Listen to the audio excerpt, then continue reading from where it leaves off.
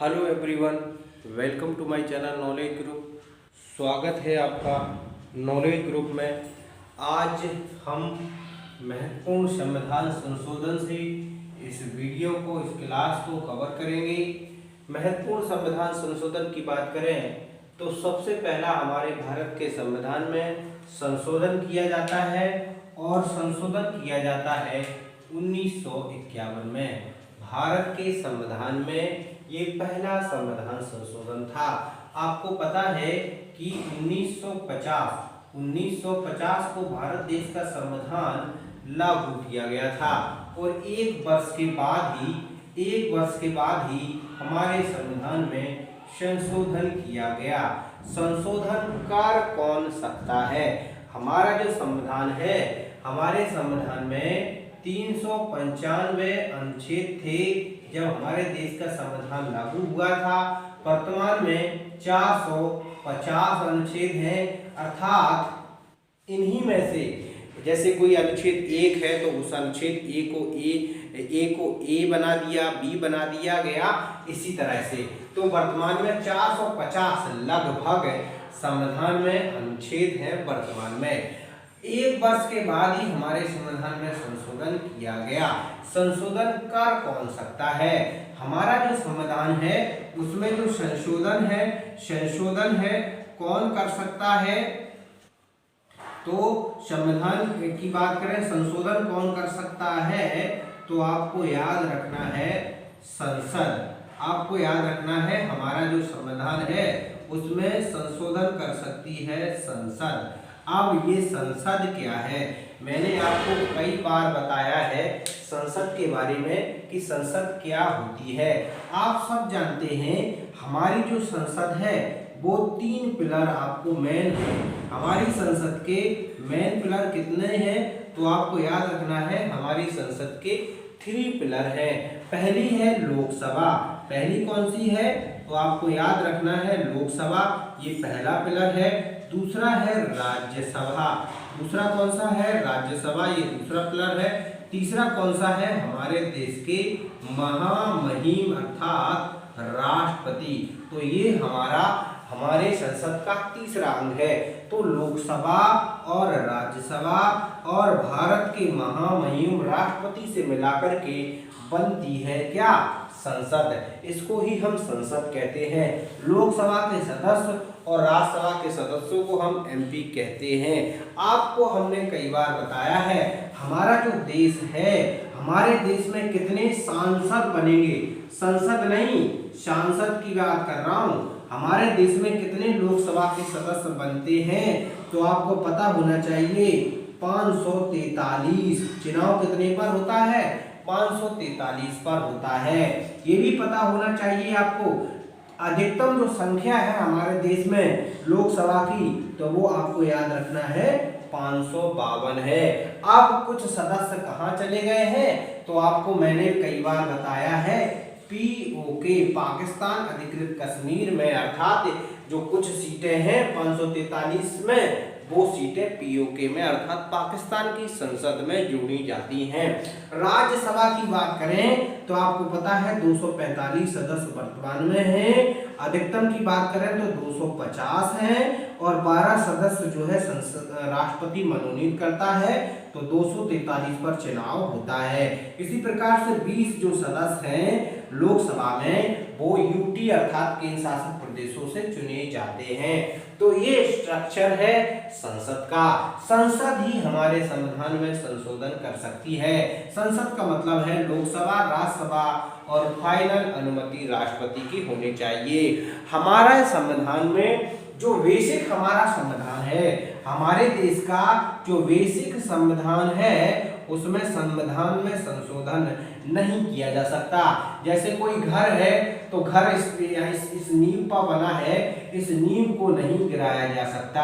ये हमारे संविधान में लिखा हुआ है। हमारा जो संविधान है उसकी रक्षा कौन करता है? हमारा जो संविधान है उसकी रक्षा कौन करता है, जिससे हमें सारे अधिकार प्राप्त होते हैं? तो आपको याद रखना है सुप्रीम कोर्ट और हाई कोर्ट, अर्थात जो न्यायालय होते हैं, जो जुडिशरी सिस्टम होता है, वो हमारे संविधान की रक्षा करता है।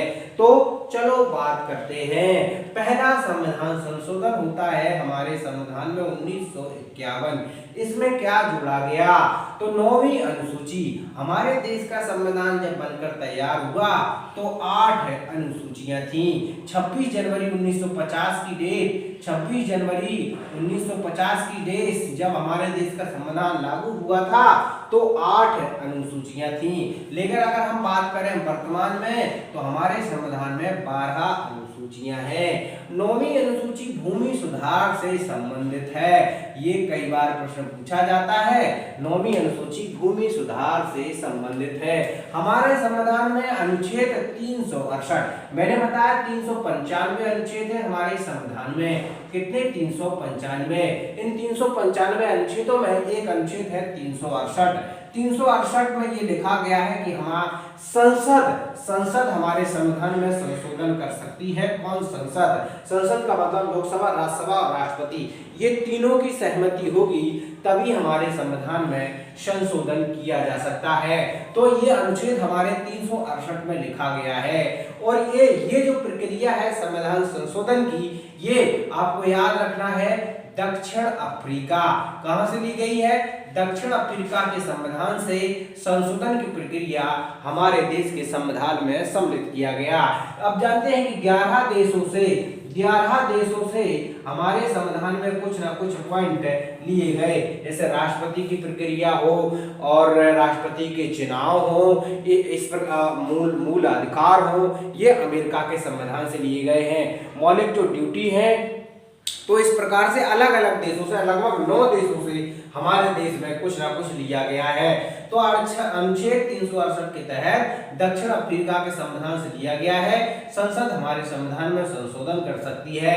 पहला संविधान संशोधन 1951 में होता है, जिसमें 9वीं अनुसूची जोड़ी गई थी। भूमि सुधार से संबंधित ये जो है संशोधन किया गया था। हमारे संविधान में कुल अनुसूचियां 12 हैं। जब हमारे देश का संविधान बनकर तैयार हुआ था, अनुसूचियों की संख्या 8 थी।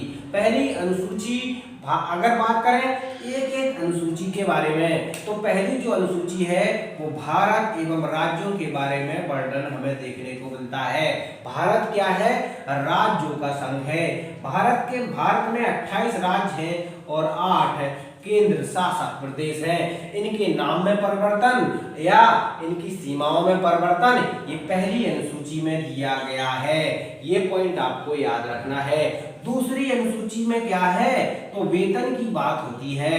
राष्ट्रपति की वेतन, राज्यपाल की वेतन, लोकसभा अध्यक्ष की वेतन, संघ जो आयोग होते हैं और राज्यपाल होते हैं, हाईकोर्ट सुप्रीम कोर्ट के जो जज होते हैं, वो वेतन के बारे में बताया गया है कि दूसरी अनुसूची इन सारे पदों के जो देश के महत्वपूर्ण पद हैं उनकी वेतन के बारे में दूसरी अनुसूची में वर्णन हमें देखने को मिलता है।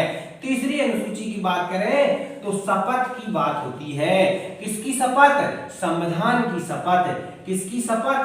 संविधान की शपथ। इस देश का प्रधान से लेकर के प्रधानमंत्री तक, राष्ट्रपति तक संविधान की शपथ लेते हैं। तो अनुसूची 3 में हमें संविधान शपथ की बात का वर्णन देखने को मिलता है। शपथ किसकी शपथ लेंगे? तो संविधान की शपथ लेंगे। चौथी अनुसूची राज्यसभा की सीटों के बंटवारे के बारे में कहा गया है। जैसे उत्तर प्रदेश की बात करें तो 31 राज्यसभा की सीटें हैं। दिल्ली की बात करें तो 2 ही राज्यसभा की सीटें हैं। ऐसे ही अलग अलग राज्यों में राज्यसभा की सीटों के बंटवारे में वर्णन किया गया है। टोटल सीटें राज्यसभा की वर्तमान में 245 हैं। अधिकतम की बात करें तो 250 हैं और 12 राष्ट्रपति मनोनीत करते हैं। 233 राज्यों से चुने जाते हैं। ये पॉइंट आप याद रखना है। चौथी अनुसूची में हमें राज्यसभा की सीटों के बारे में वर्णन देखने को मिलता है। पांचवी अनुसूची एसटी क्षेत्रों से प्रशासन, अनुसूचित क्षेत्रों में किस प्रकार से प्रशासन किया जाएगा, ये हमें अनुसूची 5 में देखने को मिलता है। अनुसूची 5 किसके बारे में बताती है?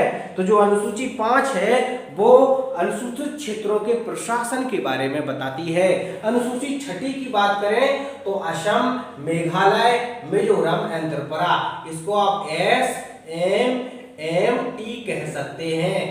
SMMT असम, मेघालय, मिजोरम, त्रिपुरा, इसमें भी कुछ विशेष अधिकार एसटी को दिए गए हैं, या ये जो राज्य हैं इन्हें विशेष अधिकार भारत सरकार के द्वारा दिए गए हैं। तो छठी अनुसूची में असम, मेघालय, मिजोरम, त्रिपुरा AMMT का वर्णन हमें देखने को मिलता है। सातवीं अनुसूची अनुसूचियों के बारे में, सातवीं जो अनुसूची है उसमें सूचियों का वर्णन हमें देखने को मिलता है।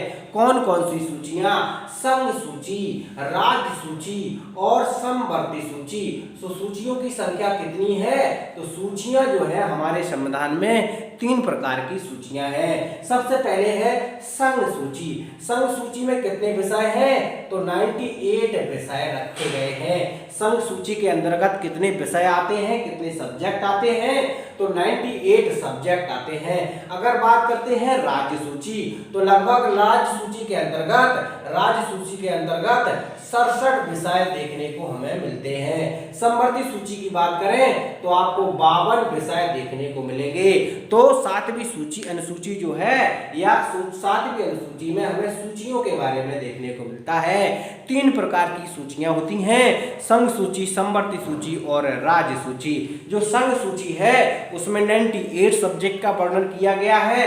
राज्य सूची में 67 विषय आते हैं। एंड समवर्ती सूची में जिसमें राज्य और संघ दोनों आते हैं उसको कहते हैं समवर्ती सूची, जिसमें 52 सब्जेक्ट को रखा गया है। आठवीं अनुसूची भाषा से संबंधित है। हमारे देश का जब संविधान बनकर तैयार हुआ और लागू हुआ तब हमारे देश के संविधान में 22 भाषाओं का वर्णन था, लेकिन वर्तमान में कितनी भाषाएं हैं? तो आपको याद रखना है हमारे संविधान में 22 भाषाओं का वर्णन देखने को मिलता है। 10वीं अनुसूची दल बदल कानून से संबंधित है और 52वां संविधान 1985 में हमारे संविधान में जोड़ा गया।